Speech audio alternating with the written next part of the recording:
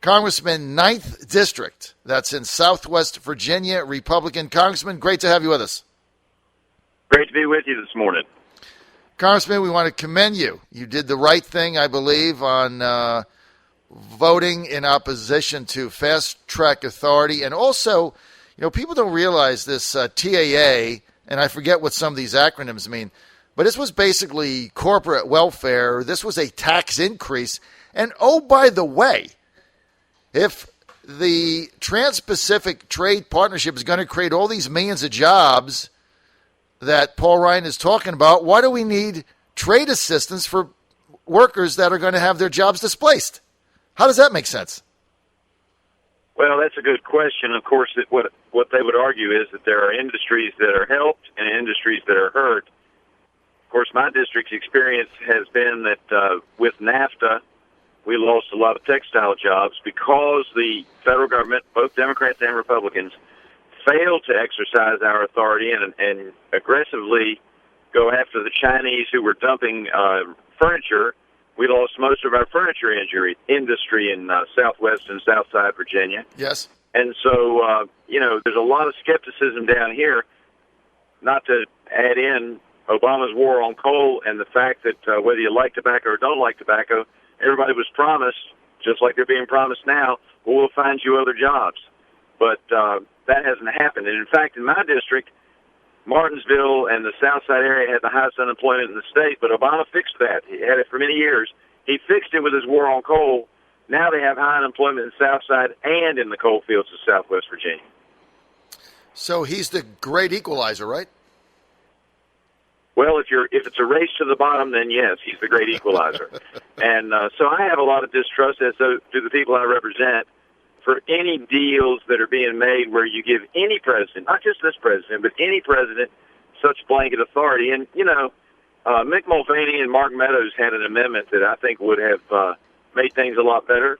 I certainly would have had to then consider voting for the bill because it would have given us the power in the United States Congress to put a stop to the president at any step along the way by us having to take an affirmative vote saying that they were doing the right thing. The way it's set up now, Congress has to take a vote saying the president's not doing it right, and that's going to be a very difficult vote to get, as you know. Mm-hmm. But that amendment would have made things a lot better. That amendment was ruled out of order, but then they created this strange rule contraption that said we're going to pass this one piece first, but we're going to deem that it passed after, even though we really passed it first, which is in contravention of the normal procedures. And let me remind all your listeners as well that the Constitution actually gives the authority on commerce and trade with other nations, not to the president, but to the Congress. And so while for 70-plus years Congress has given this authority to the president and the Supreme Court has said that we can, in fact, delegate that authority, I'm not so sure that going forward we shouldn't be looking at Congress sending representatives to the other nations to work out trade agreements instead of relying so heavily on the executive branch. I mean, President Obama is not over there negotiating it himself, and we could send representatives as well and bring more of that power back to the United States Congress, the bodies that are closest to the people that elect them. Congressman Morgan Griffith, why is it, though, that many in Republican leadership are saying the opposite? They're saying that, look, presidents have had this level of authority going back forever, so it's just basically continuing something that we've always had. Well, it's not going back forever. It is going back at least 70 years, and there were some agreements as early as the 1890s that had components of this giving the president the authority. So it's been a long time. But, just because they've done it that way, I'm not sure that we've gone in the right direction as a country over the particularly last 50 or 60 years. And so I'm not so sure we shouldn't claw back some of that authority from the executive branch. That being said, I didn't get a chance to vote on those deals. I got a chance to vote on this deal, and I cast my vote what I thought was right. Now, there are some free trade arguments, and the United States of America can do well in free trade if we enforce the agreement. But I heard a caller or a guest on your show earlier this morning talking about the country of origin labeling, and that's one where we made an agreement that now is prohibiting us from doing something. I like country of origin labeling, but I had to vote to repeal it this week because otherwise the World Trade Organization would have authorized Mexico and Canada to hit us with tariffs, high tariffs on our products being imported to them, and obviously we want to make sure that we are able to import our agricultural products to them because they spend a lot of money down here. So, you get into these agreements, and once you're in, you're pretty much stuck. Now, Congressman, let me ask you something else that I thought was disturbing, and just tell me if it's me, because I know one thing about Congressman Morgan Griffith, you can always be counted on for candor. So House Democratic Caucus Leader, Minority Leader Nancy Pelosi comes out over the weekend and says, well, maybe I could be in favor of this if Republicans sweeten the pot in their negotiations and give me more funding on the highway transportation bill. Isn't that is that not what's wrong with politics today?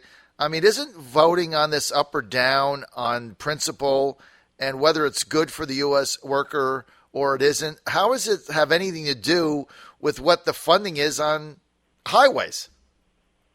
Well, it certainly doesn't have anything to do with funding on highways. Now, many would make the argument that politics is give and take, and sometimes you do add sweeteners.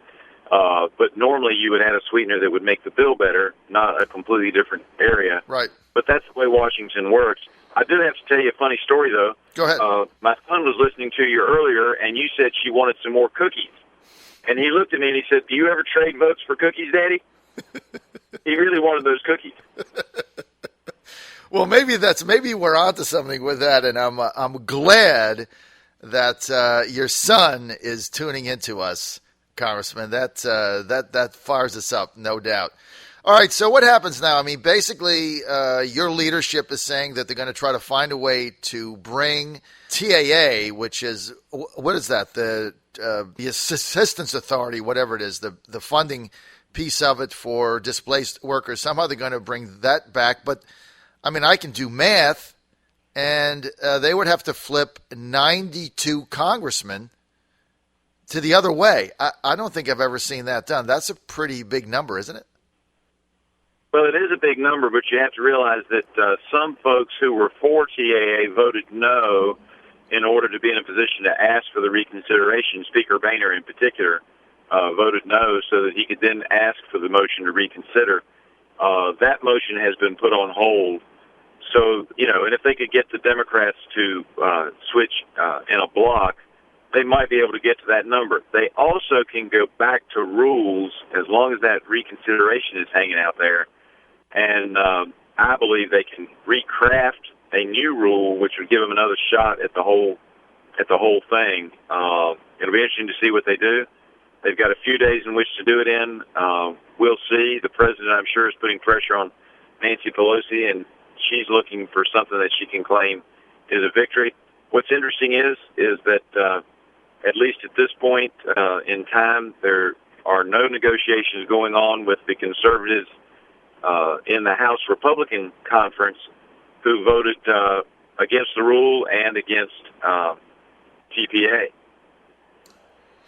Why is your leadership so pro fast track and TPP? I think it's a genuine feeling that America will do very well in a free trade environment, and I think they truly believe that what they're doing is right for the United States. I don't think it's some kind of I don't have a conspiracy theory that they're trying to do something nefarious. I think they truly believe that in the long run, this is in the best interest of the United States. And maybe the TPP is, when you actually get down to the deal, but I just don't like giving that much authority away, and that's why they have to come to us, because it's Congress's authority to any president of the United States. I like to have more checks and balances. That offer was made. That offer was rejected. The leadership is not negotiating with those of us who feel that way. I wish they would. We might be able to reach some kind of an accord. If they truly believe that, then that's what they ought to be doing. But instead, as they do instinctively, instead of talking to the most conservative members of the Republican conference, they choose instead to talk to Nancy Pelosi and Steny Hoyer. Congressman Morgan Griffith, good to have you. Congressman, let's get right to ISIS and the crumbling situation in the Middle East. On Thursday, the president saying he's going to send another 450 so-called advisors to Iraq, 75 of them trainers, to better train the Iraqis, security forces or whatever, even though that's not been a successful strategy for some time.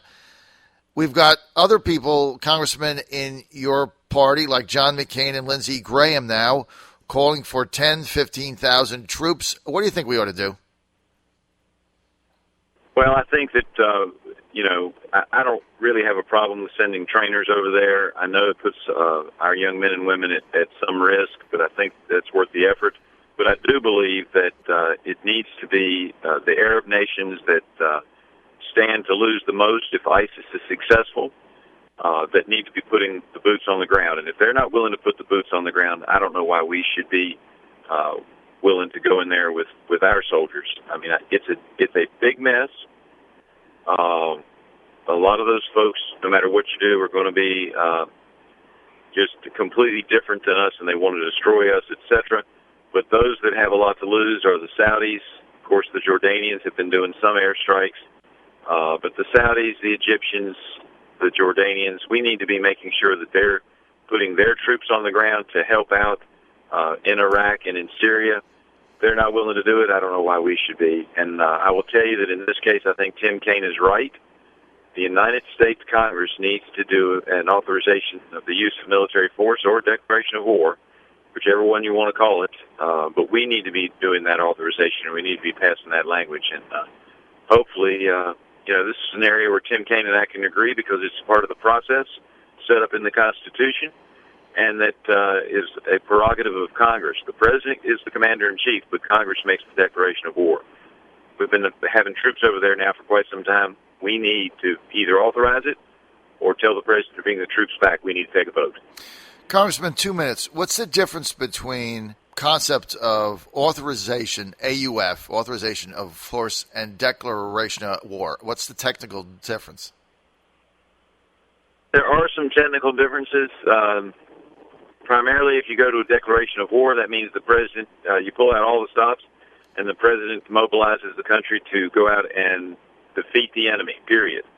Authorization of military force is very similar, but it puts some strings onto the President's authority.